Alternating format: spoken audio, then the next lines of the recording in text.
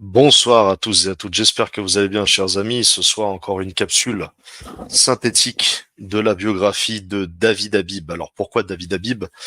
Un Habib en cache un autre, après Beyer on passe à David, parce que David Habib fait partie de ces députés peut-être plus discrets que d'autres, mais qui en vérité ont une action politique d'influence assez importante dans notre pays, même si elle paraît locale, puisque c'est un député des Pyrénées, et donc à côté de Pau, dans la région de Pau.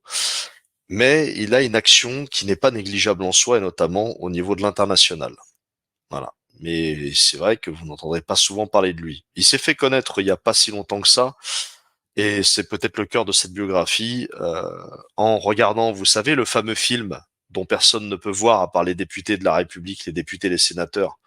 Seuls eux peuvent le voir, hein, donc le fameux film sur les événements du 7 octobre. Rappelez-vous, avec la pleurniche de Meyer Habib, qui pleurait devant les caméras, le coup du Coca Light 0%, voilà, effrayé, en pleurs, etc. Bon, un acteur de cinéma, quoi. Et David Habib qui vient derrière et qui traite un député de LFI, en l'occurrence Guiraud, en les traitant de chien. Voilà, normal. C'est un député qui traite un autre député de chien. Et ça passe, sans aucun problème. Parce qu'il a le passe de lumière, évidemment. Donc voilà, on va parler de David Habib ce soir. Donc biographie, on va dire synthétique de David Habib. Il n'y a pas tout, mais il y a l'essentiel pour donner quelques éléments, chers auditeurs. C'est notre combat quelque part. C'est à notre petit niveau. J'ai une pensée ce soir d'ailleurs pour les événements de Rafah, évidemment. Quelque part cette capsule, je la dédie aussi. Enfin, j'ai une pensée avant de la commencer, évidemment, pour tous ces enfants, tous ces hommes et ces femmes qui sont morts, martyrs, faut dire ce qu'il en est, dans ce camp de Rafah, donc 40 morts, et encore je crois qu'on n'a pas fini le décompte malheureusement. Après ça dépend comment on le voit. Quand on est croyant, bah on sait que ces enfants sont au paradis et que maintenant c'est une vie d'apaisement qui les attend. Ils sont délivrés de la fureur de ce monde. C'est aussi comme ça qu'on peut le voir. Mais c'est vrai que c'est triste. C'est triste, ça nous fend le cœur. Et moi, je me dis que finalement, le combat qu'on doit mener, comme on peut pas faire grand-chose d'ici pour là-bas, le combat qu'on doit mener, les amis, c'est ici. Oui, contre toutes ces crapules, vous voyez, toutes ces crapules de France. Et parmi ces crapules, il y a celle que je vais citer ce soir, donc David Habib. Voilà. Donc, ce sont des députés scélérats, hein, qui jouent un rôle néfaste dans notre pays, qui se présentent toujours sous la plus belle des formes, hein, la forme démocratique, des droits de l'homme, l'accès aux droits, l'égalité, etc. Mais qui en vérité, quand on creuse, c'est toujours la même équipe, toujours la même fine équipe finalement, on en revient toujours au même. Ces gens-là qui pensent en fait pouvoir être injustes toute leur vie. Ces gens-là qui pensent en fait ne rien pouvoir payer un jour comme tribut. Ces gens-là qui pensent qu'ils ne rendront jamais aucun compte. Mais c'est faux. Tôt ou tard, ils rendront des comptes. Si c'est pas aux humains, c'est à Dieu. Outre-tombe. Donc voilà, ils ne s'en sortiront pas comme ça. Ça, vous pouvez en être sûr. Donc voilà, pensez pour tous ces enfants de Rafah. Et quelque part, en fait, ce qui se passe pour les enfants de Gaza, c'est quand même aussi les enfants de l'humanité. Il n'y a pas que, il y a évidemment aussi les enfants du Congo. Le génocide du Congo qui est totalement passé sous silence. D'ailleurs, pas un mot de David Habib sur cette question, comme on va le voir. Par contre, c'est les droits de l'homme et la souffrance à géométrie variable, comme vous allez le voir, toujours à géométrie variable. Donc voilà, une dernière pensée quand même pour les enfants de Rafah, et que le peuple palestinien sache qu'ils ne sont pas seuls. Ils ne sont absolument pas seuls dans ce monde. Et ici de France, nous petits citoyens de France, on a une pensée pour eux et on agit à notre petit niveau. Voilà, on agit à notre petit niveau. Moi, le mien, c'est de mettre en lumière toutes ces tous ces salopards, excusez-moi de l'expression, hein, je me lâche un peu ce soir, toutes ces crapules qui se pensent être à l'abri en fait derrière un écran, derrière un pupitre, derrière une assemblée, un cénacle, pensant faire en fait ce qu'ils font toute leur vie sans rendre des comptes un jour. Mais vous allez rendre des comptes. Vous allez rendre des comptes, croyez-moi, tôt ou tard. Voilà. Donc, chacun son combat à son petit niveau. Moi, je peux pas faire plus que ça, mais c'est déjà ça. Si chacun d'entre nous, on a cette conscience qu'il faut faire quelque chose, bah, il y a bien aussi cette piste à explorer. C'est-à-dire mettre en lumière ceux qui sont dans l'ombre, toujours. Il y en a qui se, on va dire, cachent dans l'ombre en essayant d'user de tous leurs moyens financiers, leur capital culturel, leur capital économique et social pour influencer la politique internationale. Et c'est le cas des sionistes de France. Le judaïsme politique en France ne survit et ne vit que grâce à ça, grâce à un lobbying puissant qu'ils ont installé avec des antennes relais partout. Quand je dis des antennes relais, c'est au sens métaphorique. Et vous le savez, voilà, on va pas développer ça ce soir. On a fait des centaines d'émissions sur ce sujet-là. Allez, on lance la capsule. Donc, qui est David Habib, les amis? Qui est David Habib? David Habib, donc un Habib en cache un autre. David Habib, qui est né le 16 mars 1961 à Paris, il est issu d'une famille de juifs tunisiens. Son père arrive à Pau pour des raisons professionnelles lorsqu'il a 6 mois. Son parcours étudiant, il intègre l'Institut d'études politiques de Bordeaux en 83 et est diplômé. Son parcours politique, en 89, il est élu conseiller municipal puis adjoint au maire de la ville de Mouran. Mouran, M-O-U-R-E-N-X. En 92, il est élu conseiller général du canton de Lagor. Lagor, L-A-G-O-R. En juin 95, il est élu maire de Mouran.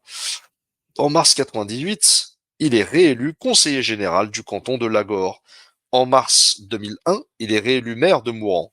Voilà, encore une fois. Il est également président de la communauté de communes de Lac, Lac L-A-C-Q. Lac, qui est un seul territoire, très très rare d'avoir des territoires en France comme ça, qui a des ressources naturelles. Et oui, c'est très rare, faut le savoir, mais en France, il y en a, et notamment du gaz. Le 17 juin 2002, il est élu député pour la 12e législature, 2002-2007, dans la 3e circonscription des Pyrénées-Atlantiques. Il fait partie du groupe socialiste. Le 15 juillet suivant, il démissionne de son mandat au Conseil général pour se mettre en conformité avec la loi sur le cumul des mandats. Il est réélu député en juin 2007, ainsi jusqu'en 2012. En mars 2008, il est réélu maire de Mouran, encore une fois. En mars 2014, il brigue la mairie de Pau, à la tête d'une liste du nom de la gauche. Mais il doit s'incliner au second tour avec 37% des voix face à un certain François Bayrou, qui obtient 63%. Il est depuis conseiller municipal de la ville. Le 1er janvier 2015, il succède à Christophe Sirugue, excusez-moi, au poste de second vice-président de l'Assemblée nationale. Il a été vice-président de l'Assemblée nationale, David Habib. C'est pas rien, les amis. En 2016, il soutient Manuel Valls. Et oui, David Habib était un grand soutien de Manuel Valls. Et devient l'un de ses 8 porte-parole de campagne pour la primaire citoyenne de 2017. David Habib est réélu député lors des élections législatives de 2017 et fait partie des 3 députés du groupe socialiste à voter pour la confiance au gouvernement Philippe II. Bravo, gouvernement Édouard Philippe. Il a été vice-président de l'Assemblée nationale, encore une fois, d'octobre 2019 à 2022. Vous savez, les amis, quand vous êtes vice-président de l'Assemblée nationale, c'est pas rien. C'est pas rien. En janvier 2021, David Habib participe à la commission spéciale chargée d'examiner le projet de loi confortant le respect des principes de la République. Évidemment, avec la fameuse loi contre le séparatisme. En 2022, il s'oppose à tout accord électoral entre le Parti socialiste et la France insoumise pour les élections législatives et appelle au rassemblement derrière Emmanuel Macron. Donc en tant que socialiste et traître à la nation, il n'a pas hésité une seule seconde à soutenir le traître Emmanuel Macron. L'illégitime président Emmanuel Macron. L'illégitime. En 2022, il est réélu au deuxième tour, rassemblant 66% des suffrages face au candidat de la nouvelle Union populaire écologique et sociale, alias la NUPES. En mars 2023, un adhérent et responsable local du Rassemblement national de la circonscription de David Habib fustige ce dernier quant à son soutien total à Emmanuel Macron, lors des motions de censure proposées par des parlementaires dans le cadre de la réforme des retraites.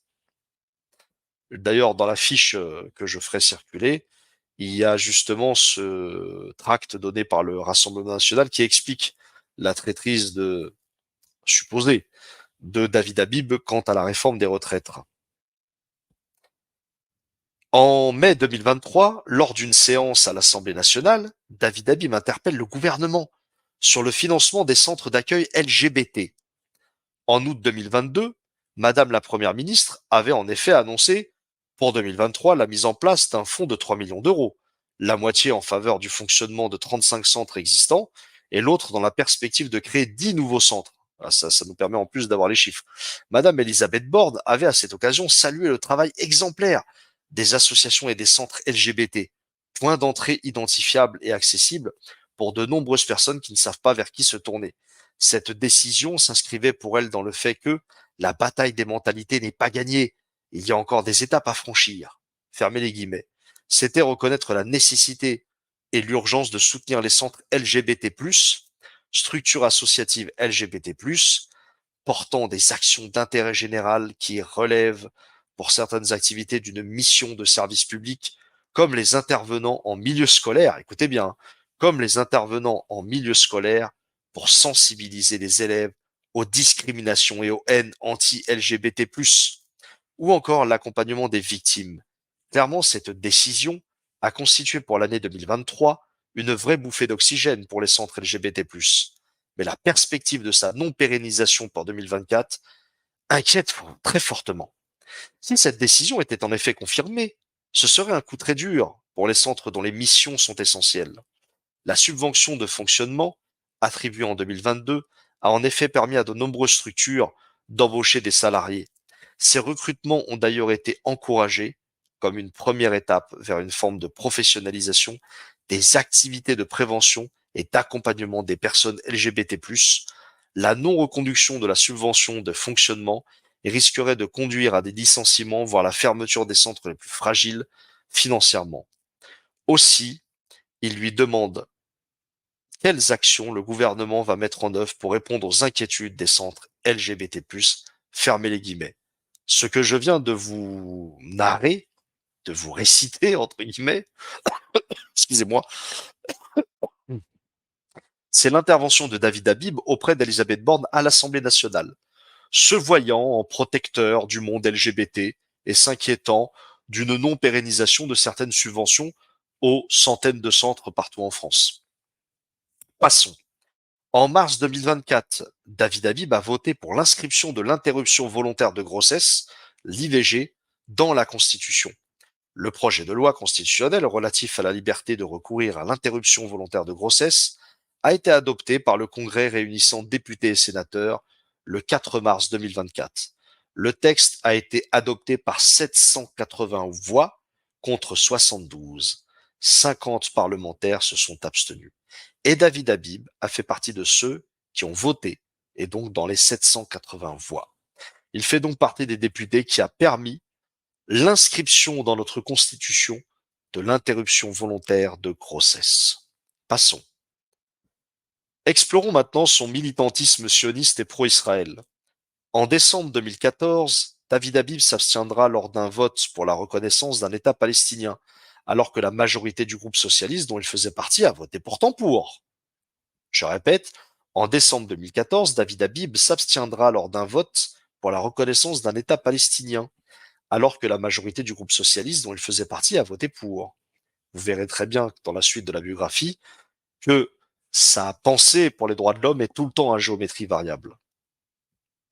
En octobre 2017, dans le cadre de ses relations régulières avec le monde politique, Francis Khalifa, accompagné d'une délégation du CRIF, a rencontré Olivier Faure, président du groupe Nouvelle Gauche, accompagné de parlementaires de son groupe, dont David Habib, à l'Assemblée nationale mercredi 18 octobre. David Habib était présent aux côtés d'Olivier Faure. Depuis le 21 juin 2022, Olivier Faure, tout comme David Habib, est vice-président du groupe d'amitié France-Israël. Je répète, tout comme Olivier Faure, donc c'est scélérat socialiste, dont David Habib, est vice-président du groupe d'amitié France-Israël. Ben tiens. Passons. Le 14 novembre 2023, le député David Habib va qualifier son collègue Gaël Guiraud, député de la France Insoumise, de chien. De chien, allons-y, c'est parti, on l'insulte de chien, au sein même de l'Assemblée nationale. Aucune poursuite, évidemment. À la suite d'une discussion houleuse lors de la séance de projection du fameux film à l'Assemblée nationale, réalisé par les autorités israéliennes concernant les événements du 7 octobre en Israël. Alors, petit aparté de cette biographie, nous réclamons toujours en tant que citoyens la projection de ce fameux film que les députés et les sénateurs ont pu voir, mais très étrangement, la population, elle, ne peut pas le voir, ce film-là. Comment cela se fait-il qu'on ne peut pas voir ce film? Posons la question à nos députés. Pourquoi nous, simples citoyens, nous ne pouvons pas voir le film réalisé par l'armée israélienne, qui évidemment, en toute objectivité, cela va de soi. Passons. Alors bon, retenons quand même l'essentiel, les amis. David Habib insulte un autre député de chien. Et ça passe. Il n'y a pas de souci. Pas de plainte ni rien. Tout va bien dans le meilleur des mondes. À l'origine de cette initiative, de cette projection du fameux film le 7 octobre, un député, Renaissance, un certain Mathieu Lefebvre, qui assume totalement cette diffusion. Voici ce qu'il dit. Ce n'est pas ce soir une opération de communication qu'on a voulu mener. Et ce n'était pas non plus une opération politique. Bah tiens. Je pense qu'il était important que les parlementaires, qui sont des relais d'opinion, puissent avoir accès à ces images. Chacun en tirera les conséquences qu'il souhaite pour lui-même, explique-t-il. Mais moi, je renvoie la question à Mathieu Lefebvre. Monsieur Lefebvre, pourquoi nous, simples citoyens, nous ne pouvons pas voir la projection de ce film? Nous voulons voir le contenu, nous sommes intéressés par ce contenu. Pourquoi nous ne pouvons pas voir ce contenu? Question. Est-ce que quelqu'un parmi vous, chers amis, vous avez déjà questionné vos députés de circonscription sur la question de ce film? Pourquoi nous, on peut pas le voir? Réponse de Meyer Habib un peu plus loin, alors pas David, mais Meyer, le grand Meyer que vous connaissez, l'être de lumière par excellence, nous sort avec des pleurs, rappelez-vous de ces pleurs extraordinaires, que voilà, on n'a pas le temps, laissons les députés, les sénateurs faire leur travail, et il n'a pas eu le courage, le pauvre, il était ému avec l'arme, il n'a pas eu le courage de répondre évidemment à cette question qui est pourtant fondamentale, pourquoi les citoyens ne peuvent pas regarder ce film? Voilà. Et lui disait, je peux pas répondre, voilà, avec un excès d'émotion, évidemment, il était touché par l'émotion. Voilà. Un petit mot quand même sur ce Mathieu Lefebvre. Il défend en mai 2023 à l'Assemblée nationale une proposition de loi pour rendre obligatoire le pavoisement du drapeau européen sur le fronton des mairies des communes de plus de 1500 habitants. On a donc affaire à un député européiste qui fait du zèle en plus. Il est élu député de la 5e circonscription du Val-de-Marne en juin 2022 sous les couleurs de Renaissance. Le 8 septembre 2023, il s'insurge contre le sifflement du discours d'Emmanuel Macron en ouverture de la Coupe du Monde de rugby au Stade de France, déclarant siffler le président de la République, c'est siffler la France. Ah bon? Là, il vient de nous apprendre quelque chose. Siffler le président de la République, c'est siffler la France. Non, monsieur Lefebvre. Siffler le président de la République, c'est siffler la République, et pas la France. Petite différence. Il est le nouveau président du groupe d'amitié France-Israël. Ben tiens, Mathieu Lefebvre est le nouveau président du groupe d'amitié France-Israël. Ce qui explique son engouement et son zèle pour diffuser un film qui, je vous le rappelle, a été tourné par l'armée israélienne. C'est donc Tsahal qui donne les ordres aux députés macronistes. Ce même Mathieu Lefebvre, qui est le nouveau président du groupe d'amitié France-Israël, est le remplaçant d'Aurore Berger. Et oui, Aurore Berger que tout le monde connaît. Passons. David Habib et la guerre en Ukraine. En mars 2022, David Habib a déposé une proposition de résolution européenne visant à demander la saisie des villas appartenant à l'ex-épouse et à la famille de Vladimir Poutine, notamment sa fille, à Anglet et Biarritz. Alors là, j'en ai appris des bonnes, mais je ne savais pas par exemple que la famille Poutine avait des appartements là-bas. En mars 2022, je répète, David Habib a déposé une proposition de résolution européenne visant à demander la saisie des villas appartenant à l'ex-épouse et à la fille de Vladimir Poutine. Ils ont honte de rien, vraiment. À Anglet et Biarritz. Bah, question, pourquoi nous, en tant que citoyens, on ne demanderait pas la saisie des villas ou des appartenant à Netanyahou en France? Bonne question qu'on pourrait poser à monsieur David Habib. Toujours à géométrie variable. Toujours en mars 2022, David Habib propose que le géant français de l'énergie cesse toute activité avec la Russie. Le groupe Total doit arrêter toute activité avec la Russie, s'exclame-t-il. N'hésitant pas à comparer indirectement Poutine à Hitler, alors c'est encore mieux. Aurait-on commencé avec Hitler? Entre guillemets.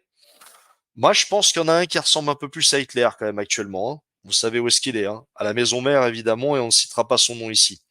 En mars 2024, lors de la 40e session de la Commission des Affaires étrangères de l'Assemblée nationale. David Habib fera preuve de cynisme et de double langage, voire d'inversion accusatoire contre la Russie. Voici ce qu'il dit. Il a souvent été reproché au Quai d'Orsay, sous la Ve République, de faire preuve de naïveté et de complaisance par rapport à la Russie. Bah tiens, c'est la meilleure ça. Alors que depuis 2010, il n'y a que des néoconservateurs au Quai d'Orsay. Mais bon, passons. Voici ce qu'il dit. Je soutiens totalement la prise de position du président de la République lors de la conférence de Paris. Il arrive un moment où la France doit exprimer avec force, et même si elle le fait seule, le mérite le lui en revient. En revanche, je comprends moins que l'on ne dénonce pas les agissements de la Russie alors que nous sommes parfaitement informés de ces exactions, de ces exactions. Écoutez bien ce qu'il dit en Afrique. Je crois qu'il y a un problème, visiblement, de vision historique. Les exactions ne viennent pas de la Russie en Afrique, David Habib. Il faut vous réveiller. Hein, je pense qu'il y a 60 ans, quand même, de France-Afrique qui sont passés par là. Mais passons, évidemment. Toujours à géométrie variable. Voici ce qu'il dit encore. J'ai moi-même découvert sur notre territoire, dans mon département des Pyrénées-Atlantiques, comment interviennent les proches de Poutine. Oh là là. Vous vous rendez compte, les amis, il y a même du lobbying pro-Poutine dans les Pyrénées-Atlantiques. Comme si Poutine avait que ça à foutre, aller à Pau. Le journal et Le Monde s'en est d'ailleurs fait l'écho. Un véritable travail pédagogique à destination de l'opinion publique française doit être entrepris. Commence déjà par Israël et par Netanyahou. Ça, c'est moi qui lui dis, par contre. Je pense que l'on ne mesure pas l'impact sur l'opinion publique de l'affaire du poulet ukrainien. Ah, si t'inquiète pas, David, on la mesure, hein. Surtout nos agriculteurs. Par exemple, lors de la crise agricole, la France, la vraie France, ah, ça y est, tu vois. Là, ils cherchent à nous atteindre par l'émotion. La France, la vraie France, a compris que l'on avait sacrifié nos agriculteurs au bénéfice des Ukrainiens, ce qui est inadmissible. Oui, mes chers David Habib, vous avez voté pour l'Europe, vous avez voté pour Bruxelles, vous avez voté pour les grandes orientations économiques européennes. Quelle hypocrisie, mon Dieu. Je continue, il termine sur cette phrase. Nous devons faire œuvre pédagogique pour dénoncer l'entrisme de la Russie en Afrique et en France. Alors là, elle est bien bonne celle-là. Cher David Habib, je vais vous répondre très rapidement. On ne vous a pas entendu sur l'entrisme américain depuis plus de 60 ans en France. On ne vous a pas entendu parler de la French American Foundation. On ne vous a pas entendu parler de nos entreprises démantelées et vendues à Washington. On ne vous a pas entendu parler de l'espionnage et de l'écoute de la NSA sur les Français, et notamment sur le gouvernement. Pas un mot, zéro, rien, nada. Que dire d'Israël? Vous parlez de lobbying russe, que dire du lobbying israélien en Europe? Et surtout en France, la maison mère. Passons. David Habib et la question du Tibet. Vous voyez, il est sur tous les fronts. Mais quel front? Bah, les fronts de Washington. La Russie, le Tibet, vous allez voir, il y a tous les pays qui ne sont pas alignés sur Washington vont y passer avec David. Hein. David Habib et la question du Tibet.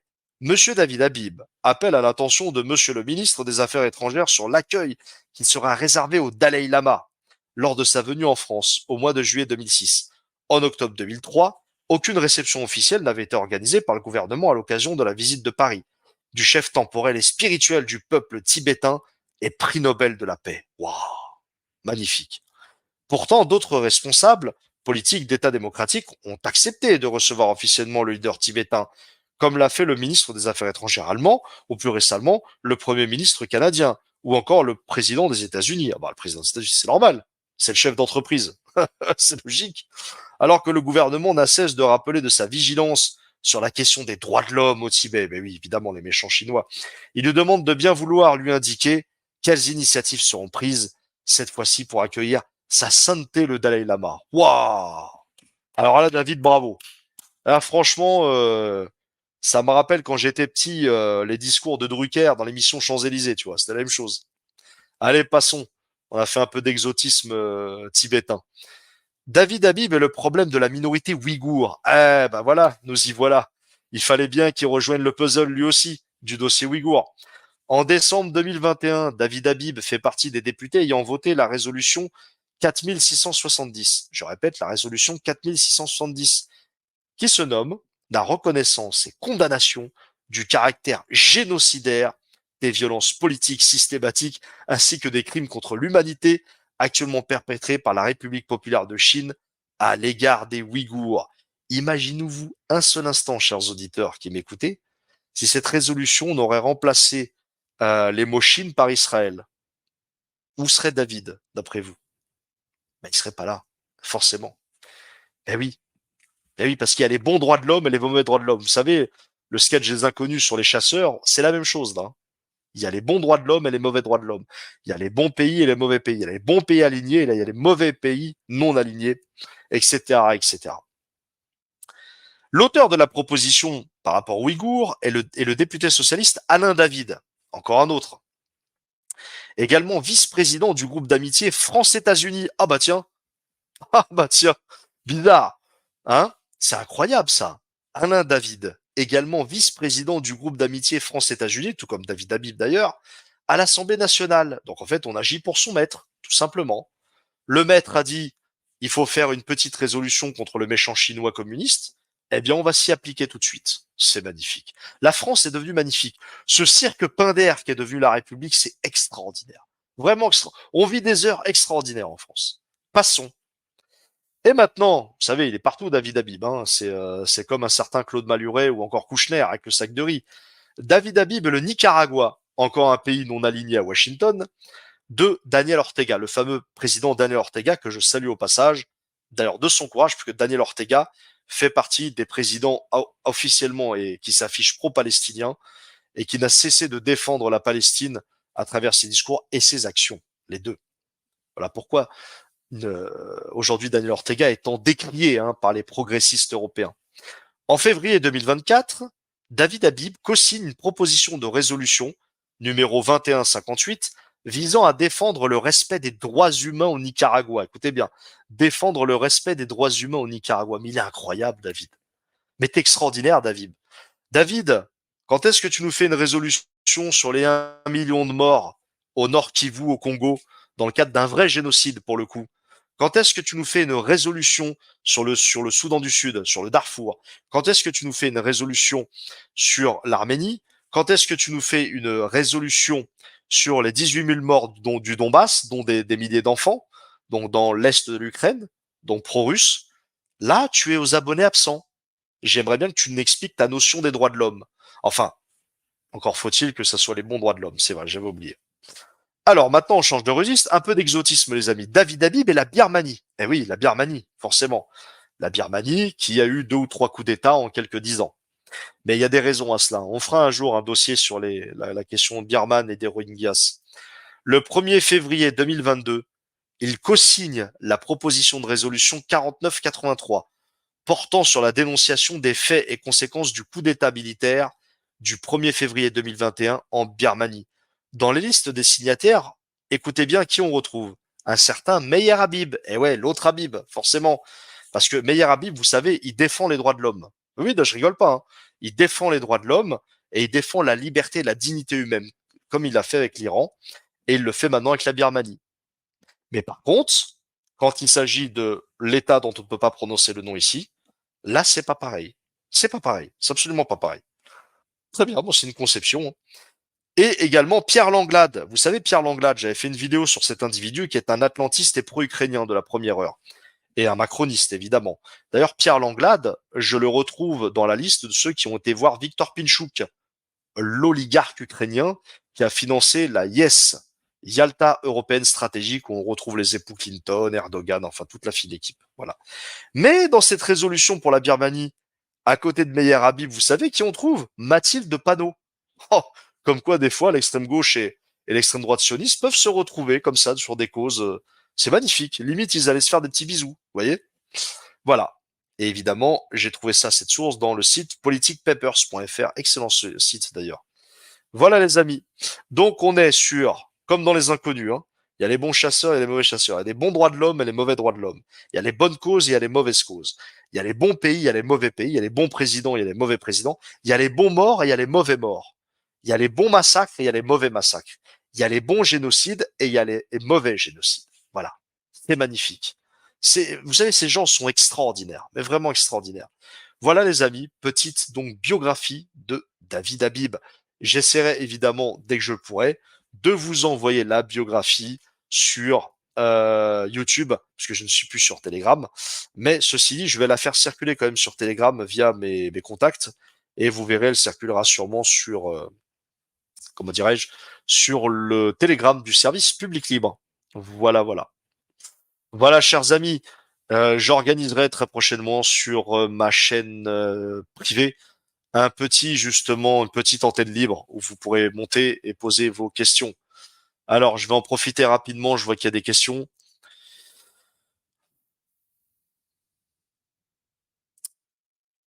Tu as vu pour l'Espagne. L'Espagne, qu'est-ce qui se passe, l'Espagne? L'Espagne qui a signé sûrement, tu veux dire l'Espagne qui a signé sûrement, tout comme l'Irlande et le troisième pays, je ne sais plus. Ça me reviendra. L'Irlande et la Norvège. Voilà, la Norvège qui ont signé pour la reconnaissance de l'État palestinien. C'est peut-être de ça que tu veux parler. Bon. Allez, chers amis, je vous laisse. Régalez-vous avec David Habib. Comme je vous l'ai dit, un Habib peut en cacher un autre. Allez, chers amis, je vous dis à la prochaine. Tout un tas d'autres dossiers vont arriver. Ça taffe à plein régime actuellement. Voilà, il n'y a plus le temps. C'est-à-dire qu'après le travail, après la vie de famille, hop, chut, une petite biographie, un petit truc, une petite recherche. C'est notre combat, notre petit niveau. Voilà, parce qu'on n'est pas grand-chose, mais on essaie de faire quelque chose de d'utile. Voilà, si c'est possible. Allez, chers amis, prenez soin de vous et n'oubliez pas, la sainte lumière repose sur la France actuellement.